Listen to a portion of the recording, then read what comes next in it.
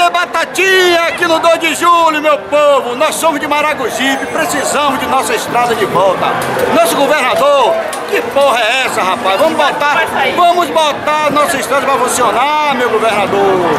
Eu encontrei com o senhor hoje, não pude pedir, mas estou pedindo agora através da TV Batatinha. Estamos com Maragogipe e não abrimos nunca.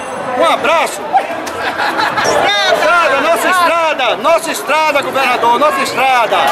Precisamos da estrada. Isso, aê. A nossa estrada de Maragogipe. Valeu, Batatinha. Para que possa trazer de volta o turismo, o desenvolvimento de Maragogipe, que Maragogipe está se acabando. Não podemos deixar Maragogipe se acabar. Dá uma força, nosso governador. Contamos com você.